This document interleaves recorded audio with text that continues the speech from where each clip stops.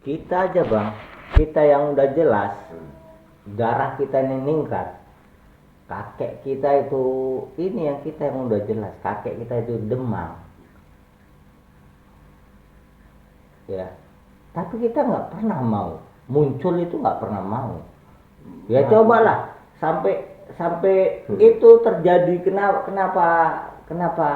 eh, nenek uyut kita itu melarikan kakek Raden Ngadimin itu ke Sumatera ini kan udah tahu sendiri kan kenapa kan karena bergejolak di sana company apa itu ibaratnya mau mematikan kaum Raden makanya dibawa uyut perempuan lah kakek Raden Ngadimin itu kemari. Nah, tapi di sini kalau memang sudah ningrat ya tetap ningrat. Sampai di sini relasi dari apa sana kan?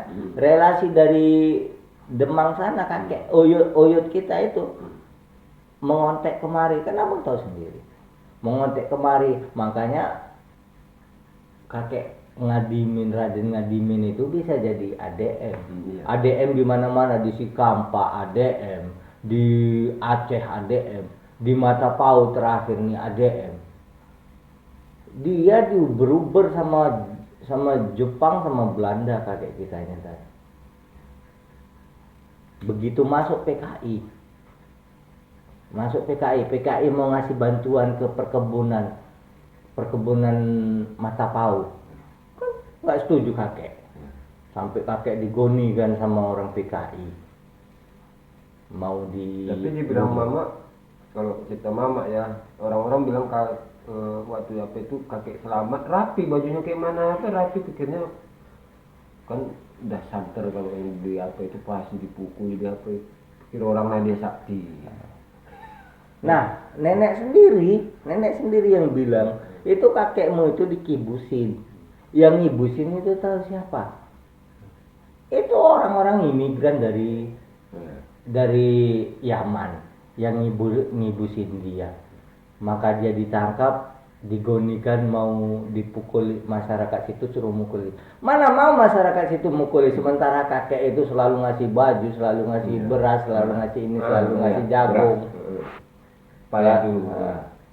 Mana mau mukuli. Makanya kakek itu selamat itu digonikan itu kan bukan karena ilmu, tapi karena memang dia itu baik kepada masyarakat. Nanti begitu masyarakat ada itu orang imigran Arab kalau sekarang Habib lah ya kan.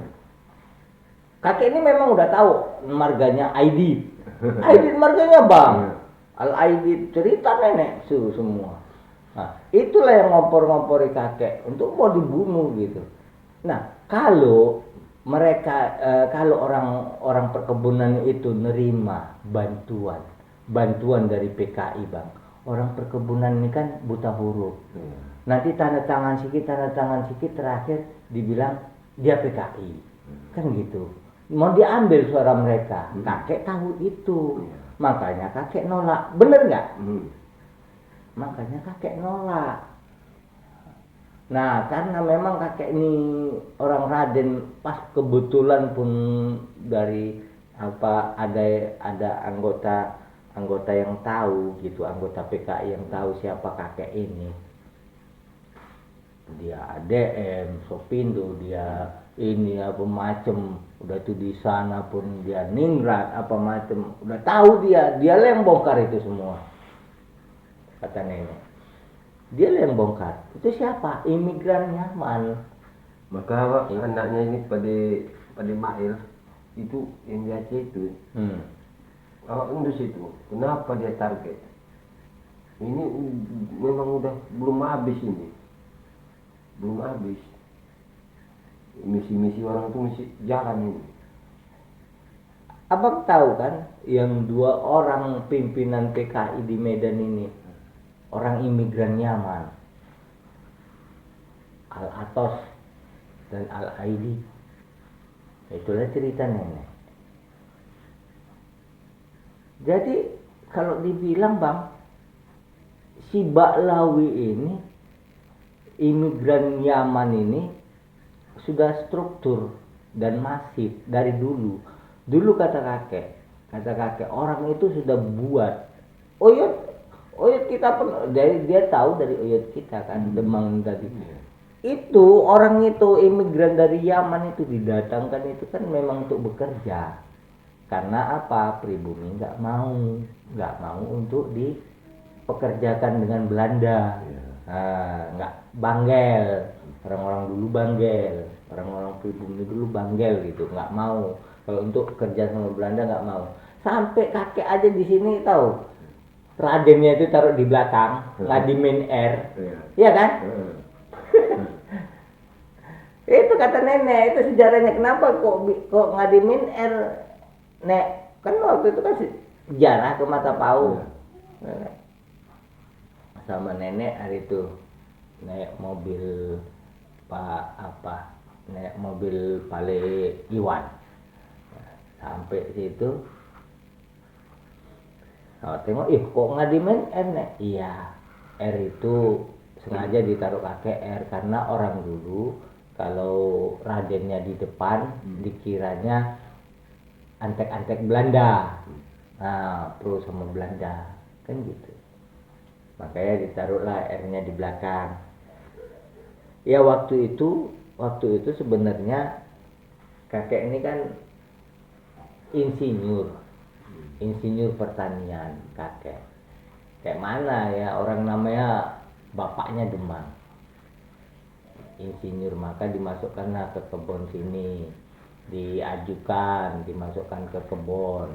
Jadilah dia ADM. Maka kakek ngadimin setuju sama yang bapak kita tuh jadi menantu. Karena kan insinyur itu kan karena memang kakek kan sebenarnya kan nggak setuju.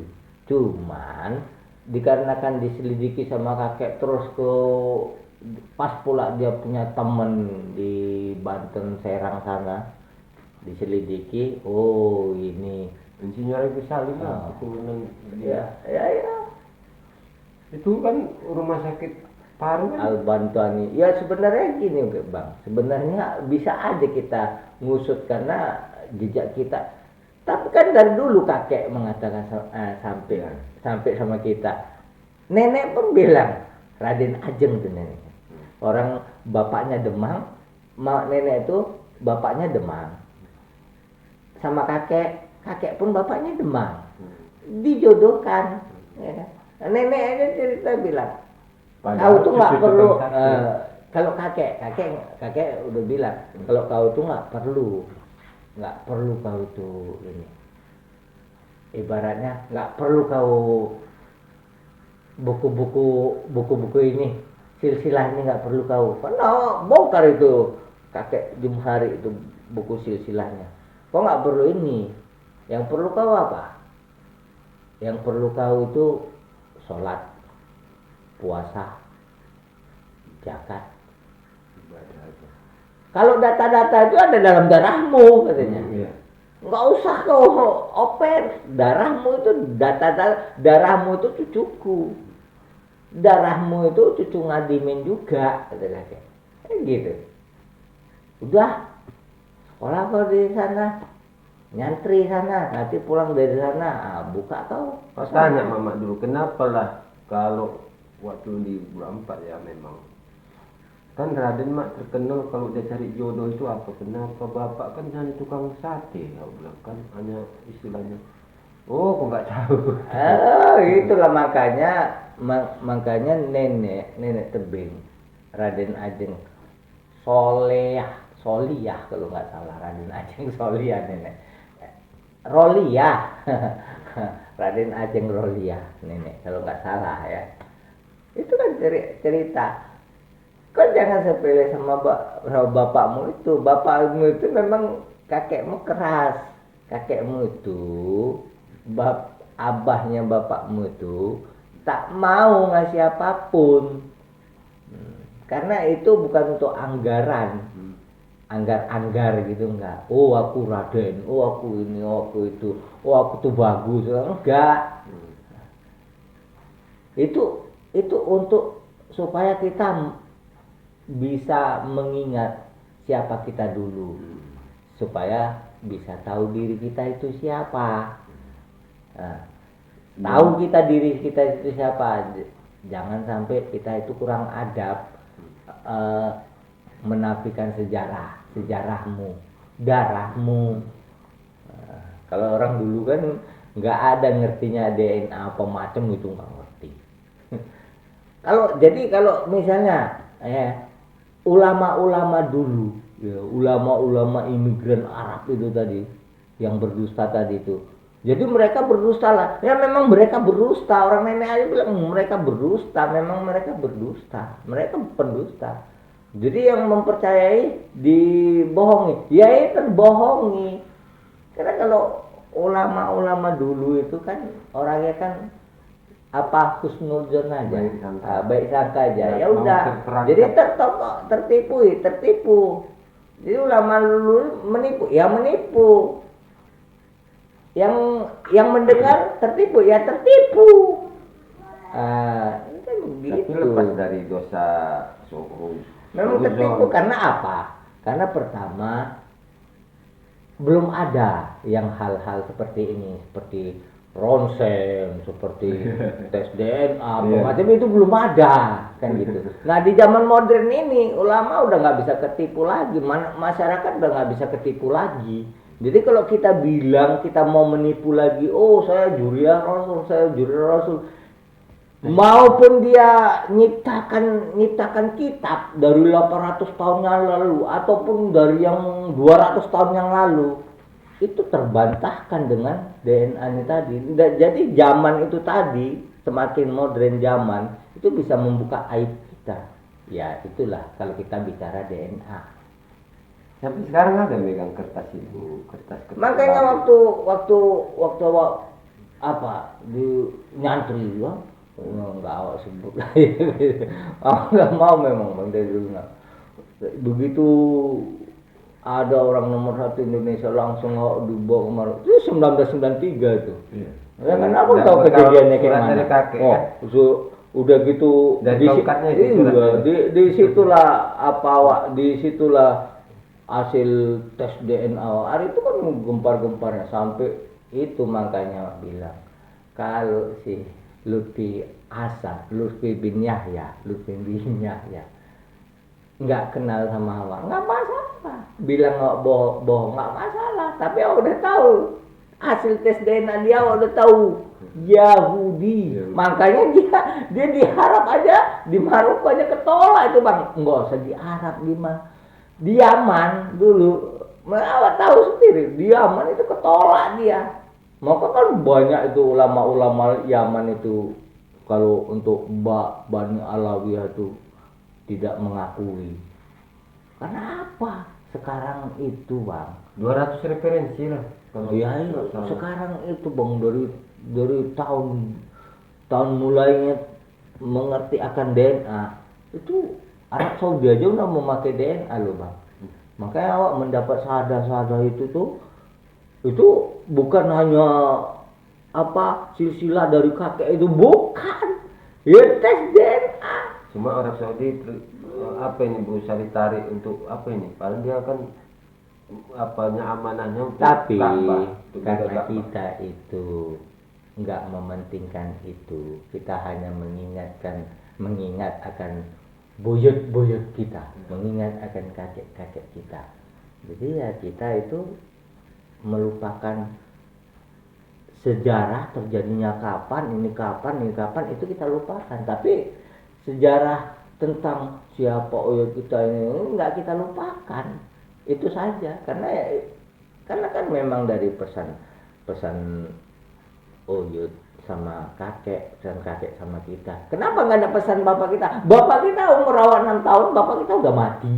Gimana lo ngomong? Jadi maka kita kan diurus oleh kakek langsung dari kecil.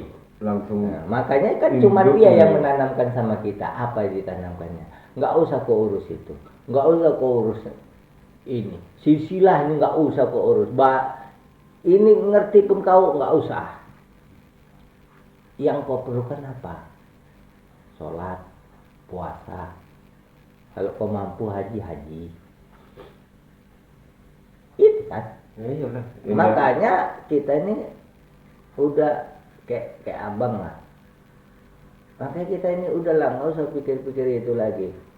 Makanya suka sama abang nggak mau mempermasalahkan itu macam ini nggak usah lah. Bilang pun nggak usah. Agus itu kenapa nama Agus? Itu karena memang itu bagus. Bagus. Memang itu bagus. Arya lagi. Makanya juga besar ya apa itu. Waktu kan ada itu. Kok berkawan sama ini Gus? Itu. Makanya kalau dulu sebelum awal masuk. Makanya waktu nenek masih awal di tebing dulu kan. Sebelum ziarah kakek lama. Jadi kan iku adikmu itu kenapa nek? Agus udah tuh bagus kalian, kenapa? Memang dia tuh bagus kok. Alah nenek macam nggak tahu kakek aja. Kakek itu orangnya ya gitu. Ya kalau bisa kita dipendem. Tahu nenek tahu buku silsilah itu didapat dari mana itu? Didapat dari kandang ayam. Iya memang itu. Dari kandang ayam. Nggak sangka-sangka. Nggak sangka Pak itu. Bukunya tebel. Tapi itulah karena pesan kakek. Masukkan ibaratnya awak kayak nanam jenazah. Bungkus kain putih karena ini nanti disalahgunakan Bang. Karena cuman kita aja abang adik yang bisa sejalan. Kalau yang lain kan kita belum tahu. Nanti disalahgunakan tuh anggaran-anggaran tuh ini-inian, ya kan? Tulis kitab pula. Tulis di waspada kan ada itu ruang iklan. Jadi jual udahlah Bang. kertas. Makanya kita ini Bang. Ikut aja lah apa kata uyut kita pesan kepada kakek kita pesan kepada kita. Kalau kakek kita pesan kepada bapak kita itu orang mungkin. Karena memang bapak kita aja umur 6 tahun kelas 1 ibtidaiyah udah wafat. Itulah. Dulu yang mati suri. Dulu itulah mati suri. Mama kan ceritakan. Mati suri umur berapa tahun tuh? 2 tahunan tuh ya sakit. Itulah makanya Agus itu ditirahkan ke Maina. Karena Agus kan masih kecil. Awak dalam keadaan sakit. Di Pringadi, rumah sakit Pringadi, Kota Medan, kan gitu. Penyakit awak kan langka. Sampai badan awak mengeras semua. Ini cerita mama. Mengeras semua. Dokter itu sampai masuk TPRI loh Bang. Sampai masuk TPRI waktu itu kan cerita mama kan. Iya. Cerita mama gitu kan. Sampai masuk TPRI itu. So, dibawa karena nggak sanggup lagi dokternya dari luar negeri. Nggak sanggup. Dibawa mama pakai beca awak. Masih bayi gitu, masih kecil, masih 2 tahunan itu, bawa ke rumah. Sampai di rumah kira-kira 2-3 jam. Ini ya kan awak udah di rumah sakit aja, awak udah lama OD gitu istilahnya. Ibaratnya apa? UGD. UGD. Apalah kalau kita bilang nggak sadarkan diri. Itu kan sampai sebulan. Apa namanya itu? Pas out. Pingsan. Gitu. Ya nggak sadar diri sampai sebulan. Impu saja yang berjalan kan. Jadi karena udah berbulan-bulan nggak sanggup lagi dokternya, dibawa pulang lah, koma. Koma sampai berbulan-bulan, nggak sanggup dipulangkan lah. Sampai rumah 2-3 jam, terus nggak bernapas.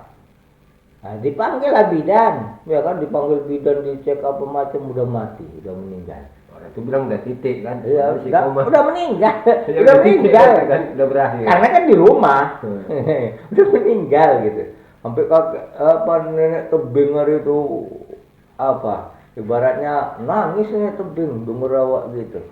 Itulah karena awak masih kecil ini pun yang ceritakan nenek, nenek tebing. Udah itu yang ceritakan mama. Oh, nggak terima nenek itu kalau kau mati katanya. Kau itu cucu yang apa? Apalah namanya? Cucu keramat kata kakek. Ya maka dibikin namamu Ahmad. Kan itu. Ya namanya awak kan Ahmad. Ahmad. Jadi itulah mati. Joni. Ya, Yahya. ada 3 Itulah bulan. kau yang asli. Ada 3 bulan, 3 bulan, 3 jam kan bang, 3 jam hidup lagi tuh kata mama apa, begitu mau dibuka mau dimandikan, mau dibuka baju awak dimandikan, Baju kipayah lah. baju kipayah kan ya abang sendiri kan, nah itu.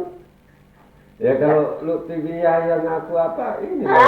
Lutfi bin Yahya itu boroknya, aduh, udah lama, udah ngerti, udah tahu sih.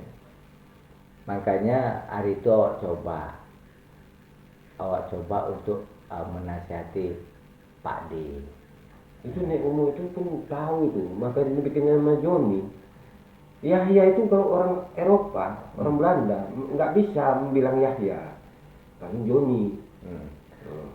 Kalau Karena gini, nenek tebing kalau dipanggil nama Yahya, nenek itu imigran, nenek itu teringat akan imigran nyaman, benci kali nenek. Yahya itu kurang ajar katanya gitu. Itu ibaratnya dia kalau nenek itu bilang apa ya? Itu Yahudi. Yahya yang asli Tahu. ini katanya. Tahu, kakek aja sendiri bilang tahu. Kau jangan deket-deket sama itu ya. Imigran nyaman itu Yahudi. Kan mau dari dulu gitu kakek. Selalu berarti bakar kalau sampah. Waktu sambil bakar sampah belakang pun. Ingat tahu itu. Yahudi. Jangan kau dekat. Kok kan paling benci nengok. Nah ini imigran nyaman tuh kalau dengar dari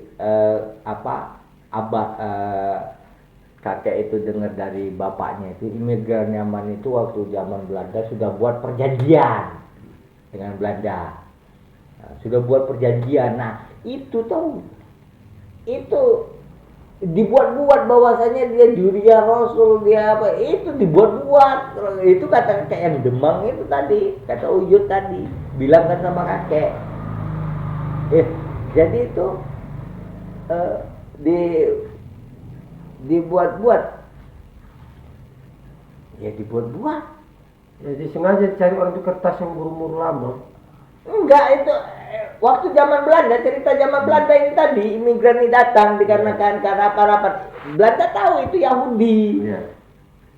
Nah ini bawa cerita kakek itu, cerita nenek itu waktu zaman Belanda, waktu zaman bapaknya. Udah tahun kita. Makanya itu. Belum tahun Kita, 19. abang aja umur berapa bang? Umur berapa bang? 51. 51. Nah, udah berapa tahun udah. Kita ke bapak ke kakek. Uyut ke Uyutnya lagi pun cerita sama Uyut, bapaknya pun cerita begitu.